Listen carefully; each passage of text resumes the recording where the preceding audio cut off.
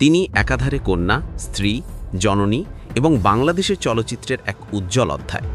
দীর্ঘ 2 দশকেরও বেশি সময় ধরে তিনি আলো ছড়িয়েছেন, কিন্তু সেই আলোর নিচেই লুকিয়েছিল ব্যক্তিগত জীবনের এক চরম ওঠাপড়া। অপু বিশ্বাস আলো ঝলমলে পথের বাঁকে তার গল্প। আজ আমরা উন্মোচন করব সেই সব বিতর্ক, সংগ্রাম এবং ঘুরে দাঁড়ানোর কাহিনী। বগুড়া জেলার কাটনারপাড়া এলাকার এক হিন্দু পরিবারে 1989 সালের 11 অক্টোবর অবন্তী বিশ্বাসের জন্ম। নৃত্যের প্রাথমিক প্রশিক্ষণ তাকে এনে দেয় এক সহজাত অভিনয় প্রতিভা। 2005 সালে আমজাদ হোসেন পরিচালিত কাল সকালে চলচ্চিত্রের মাধ্যমে অভিষেক হওয়ার পরই তিনি নজর কাড়েন।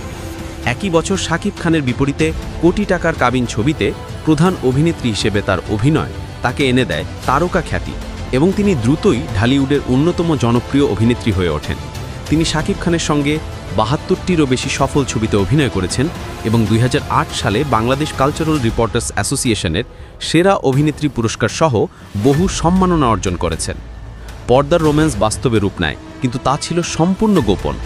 2008 সালের 18 এপ্রিল তিনি নায়ক শাকিব খানকে গোপনে বিয়ে করেন এবং ইসলাম ধর্মে ধর্মান্তরিত হয়ে নাম নেন অপু ইসলাম খান। 2016 সালে 27 সেপ্টেম্বর কলকাতায় তাদের পুত্র সন্তান আব্রাহাম খান জয় জন্মগ্রহণ করে। 2017 সালের একটি টেলিভিশন সাক্ষাৎকারে যখন অপু এই গোপন কথা প্রকাশ করেন, তখন ঢালিউডে বয়ে যায় ঝড়। এই ঘটনার জেরে 2017 সালের 22 নভেম্বর শাকিব খান বিবাহ বিচ্ছেদের আবেদন করেন এবং 2018 সালের 22 ফেব্রুয়ারি তাদের সম্পর্ক ছিন্ন হয়। বিচ্ছেদের পর তিনি পুনরায় হিন্দু ধর্মে প্রত্যাবর্তন করেন। তিনি ব্যক্তিগত জীবন প্রকাশ্যে আনতে পছন্দ করেন না, কারণ তিনি মনে করেন সংসার প্রতিষ্ঠার জন্য সামাজিক মাধ্যমে প্রমাণের প্রয়োজন নেই। বিচ্ছেদের পর অপুর জীবন মোড় নেয় নতুন দিকে, যেখানে পেশাগত সাফল্যের চেয়েও বেশি মনোযোগ কাড়ে বিতর্ক। শবনম বুবলির সঙ্গে তার সম্পর্ক সবসময় ছিল উত্তেজনাপূর্ণ। শাকিব খানকে ঘিরে তাদের ব্যক্তিগত ও পেশাগত প্রতিযোগিতা প্রায় সামাজিক যোগাযোগ মাধ্যমে পাল্টাপাল্টি পোস্ট এবং মন্তব্য আকারে প্রকাশ পায়। তার খোলামেলা বা ভিন্নধর্মী পোশাক প্রায় সমালোচনার জন্ম দিয়েছে।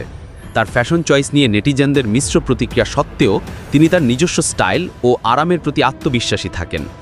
তার ওজন কমানোর জন্য অস্ত্রোপচারের গুঞ্জনও মিডিয়াতে আলোচনার বিষয়বস্তু ছিল।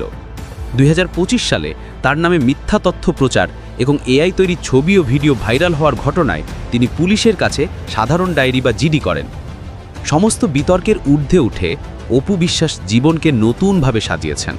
2018 সালের পর থেকে চলচ্চিত্র থেকে কিছুটা দূরে সরে এসে তিনি পারিবারিক ব্যবসা ও বিভিন্ন প্রতিষ্ঠানে প্রচারণায় মনোনিবেশ করেন। দীর্ঘ বিরতির পর 2024 সালে মুক্তিপ্রাপ্ত ছায়াবৃক্ষ সিনেমার মাধ্যমে তিনি আবার নতুন করে আলোচনায় এসেছেন। বিচ্ছেদের পরও সন্তান আব্রাহাম খান জয়কে কেন্দ্র করে শাকিব খানের সঙ্গে তার যোগাযোগ বজায় আছে। আগের চেয়ে কম ব্যস্ত হলেও তিনি এখনও শোবিজের সক্রিয় অংশ এবং ব্যক্তিগত জীবন ও পেশাগত কাজকে সমানভাবে গুরুত্ব দিয়ে সামনে এগিয়ে চলেছেন। অপু বিশ্বাস শুধুমাত্র একটি বড় নাম নয়, বরং একটি শক্তিশালী ব্যক্তিত্ব, যিনি সমাজের নানা বাধা ও বিতর্কের মাঝে দাঁড়িয়ে দেশীয় চলচ্চিত্র ও সমাজে নিজের ছাপ রেখেছেন।